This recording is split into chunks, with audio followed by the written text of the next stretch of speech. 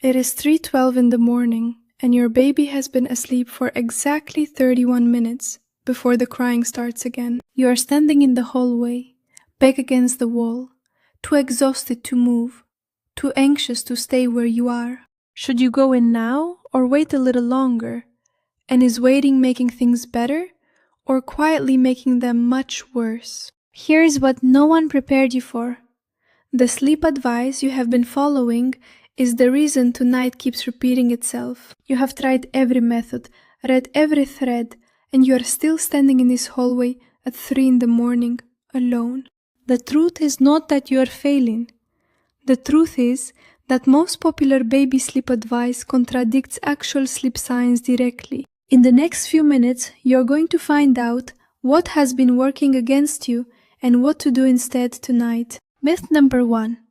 Responding to your baby too quickly will spoil them and create habits you cannot undo later on. You have heard this from someone you trust. Wait it out. Let them learn. Rushing in only makes the problem worse. So you stand there listening, heart pounding, wondering if every second you wait is building independence or building damage.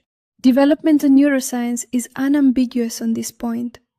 Babies under 6 months are completely incapable of manipulation of any kind. The part of the brain responsible for intentional behavior will not be functional for several more years after birth.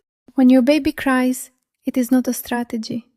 It is a signal that something is wrong and help is needed immediately. When you respond, you are not reinforcing a bad habit.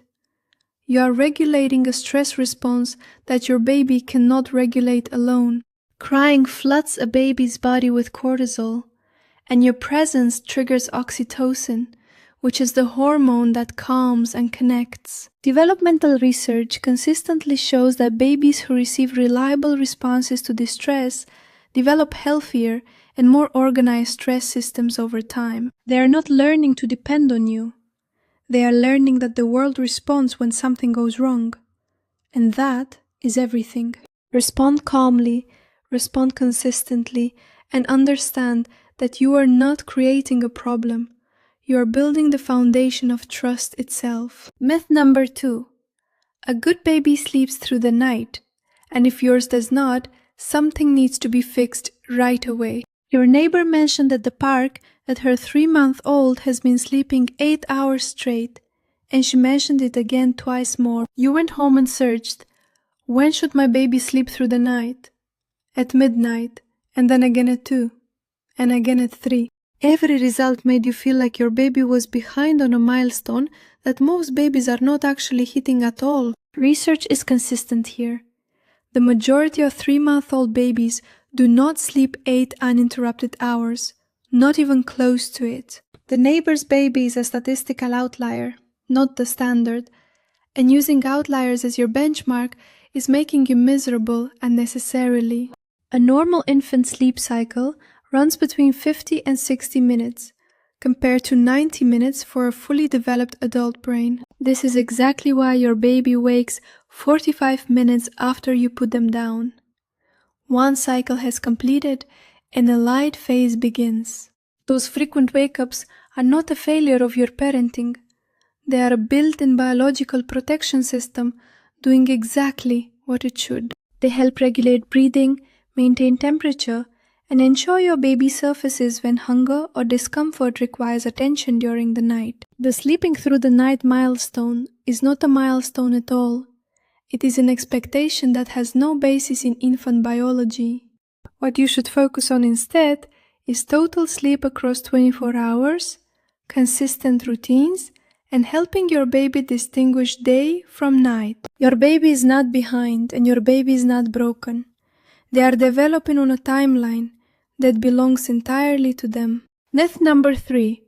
Keeping your baby awake longer during the day will guarantee a longer and deeper sleep at night for everyone.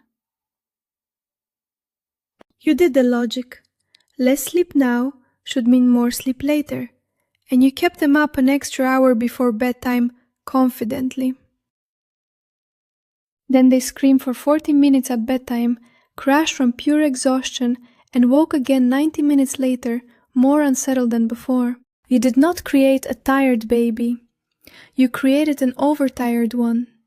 And those are two completely different physiological states entirely. When babies pass the window where they need rest, their bodies release cortisol to compensate for the mounting fatigue they are feeling. Cortisol does not make sleep easier. It is a stimulant that makes falling asleep harder and keeps sleep lighter and more fragmented. An overtired baby fights sleep harder, cries longer at bedtime, wakes more frequently overnight, and does not sleep as deeply when they do. Sleep consultants describe this with a phrase that sounds counterintuitive but is grounded in biology.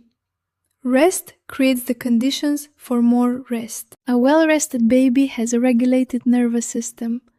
An overtired baby has a system flooded with stress hormones actively working against sleep. Daytime naps are not competing with nighttime sleep. They are building the healthy sleep pressure that makes deep nighttime sleep possible. Honor your baby's daytime sleep cues. Protect those nap windows and stop trying to wear them out before bed as a strategy. An overtired baby is not a sleepy baby. They are a wired baby. And wired babies make everyone's night significantly harder than it needs to be. Myth number 4. Your baby needs total silence and complete darkness to fall asleep and stay asleep through the night successfully. You finally get them down, and now you are frozen in the doorway, calculating the exact path across the floor with the fewest creaks. You have been standing there for 12 minutes, barely breathing, afraid that any sound will undo the 30 minutes it took to settle them. Here is what you need to understand. The silence you are protecting them with is actually less familiar to them than noise is. Inside the womb, your baby spent months surrounded by constant sound, roughly equivalent to the volume of a running vacuum cleaner nearby. Your heartbeat, blood moving through vessels, muffled voices, digestive sounds. It was never quiet in there, not even briefly. A perfectly silent room is not comforting to a newborn. It is an unfamiliar environment where every small sound becomes startling and disruptive. White noise works because it recreates acoustic consistency, giving your baby's brain a steady baseline instead of silence interrupted by random sounds. The American Academy of Pediatrics recommends keeping any white noise machine at least 7 feet from the crib at a volume below 50 decibels. That is roughly the level of a quiet shower or a humming refrigerator. Present enough to be effective, safe enough for developing hearing. What matters far more than achieving a perfect sleep environment is achieving a predictable one that your baby's brain can learn to recognize. Same sound, same light level, same sequence every time. Predictability signals sleep more powerfully than perfection ever could for any baby. You do not need to tiptoe through your own house or plan your exit like you're diffusing something fragile and dangerous. You just need consistency. And consistency is something you can actually build and maintain without losing your mind in the process. Myth number 5. Every time your baby wakes up, it means you did something wrong or that your approach is not working at all. You nailed the routine tonight. The bath, the feet, the dim lights, the white noise. Everything was textbook and it felt right. 45 minutes later, the crying started, and the first thought you had was, what did I do wrong this time again? What sleep science has established with complete clarity is that the 45-minute wake is not a sign of failure on your part. It means your baby's brain has completed one sleep cycle and surfaced into a light phase, exactly as human infant brains are designed to do. During that light phase, the brain runs a brief check. Am I safe? Am I warm? Am I hungry? Do I need anything right now? Sometimes that check-in produces a full waking, not because something went wrong, but because that is how infant survival biology operates. Your baby has been doing this since before humans had language. It is ancient, protective, and completely independent of your parenting choices. How you respond to these wake-ups shapes your baby's ability to resettle far more than any strategy you use to prevent them from happening. Wait 10 seconds before going in. Many babies vocalize during sleep transitions without actually waking and will settle without any intervention at all. If the crying escalates, go in calmly, keep the lights off, minimize stimulation, and focus entirely on helping them feel safe enough to return to sleep. Your calm presence in that moment is not reinforcing bad habits. It is teaching your baby's nervous system how to find its way back to rest. Myth number 6. Sleep training is a single method, and that method requires you to leave your baby alone to cry without any comfort. This topic splits parents into opposing camps online, and the comment sections are not a safe place to look for nuance or accuracy. Sleep training is not abandonment, and it is not a single approach. It is a broad category covering dozens of different methods and philosophies. What evidence-based sleep training actually means is helping your baby learn to fall asleep independently while still feeling safe and supported throughout. Some methods are gradual and involve consistent parental check-ins at regular intervals, so your baby is never left without reassurance for long. Some are more structured, and some are barely structured at all. There is no single right method, and no single wrong one either. None of the evidence-supported approaches require you to ignore your baby's genuine distress or withdraw your presence entirely from the process. Chronic sleep deprivation raises your own cortisol levels in ways that make you reactive rather than responsive during the hours that matter most. When your mental health, your relationship, or your ability to parent safely during the day is being affected, structured approaches become legitimate. Sleep training does not mean choosing between your needs and your baby's needs. It means finding an approach that genuinely honors both of them. You can set boundaries and offer reassurance simultaneously. These two things are not in conflict with each other at all. If you have been avoiding this conversation because you believed your only option was leaving your baby alone to cry, that is not true. There are gentler paths. They are supported by research, and they work for families who approach them consistently and with realistic expectations. Myth number 7.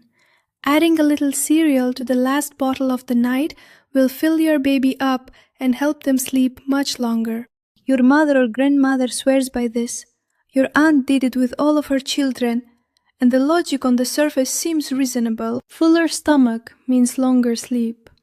It makes intuitive sense, which is why this myth has survived across so many generations of families. Multiple studies published in pediatric research journals over the past 2 decades consistently show that cereal in a bottle does not extend sleep duration. In many cases, it creates new problems rather than solving the existing one, because infant digestive systems are simply not prepared for solids yet. Adding cereal too early can cause gas, discomfort, and disrupted sleep, the exact opposite of what you were hoping to achieve by doing it. It also does not teach proper feeding mechanics and can contribute to feeding challenges later when your baby is actually ready to start solids.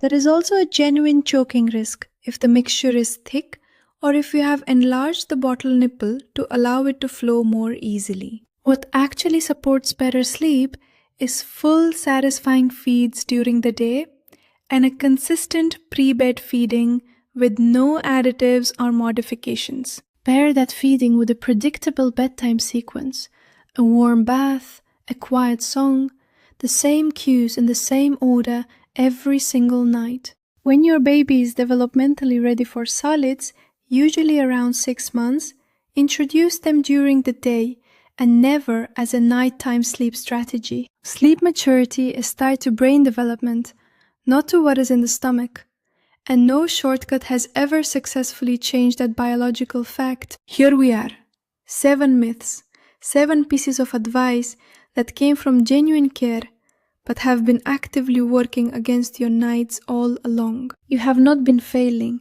You have been following information that did not reflect how infant sleep actually works on a biological level.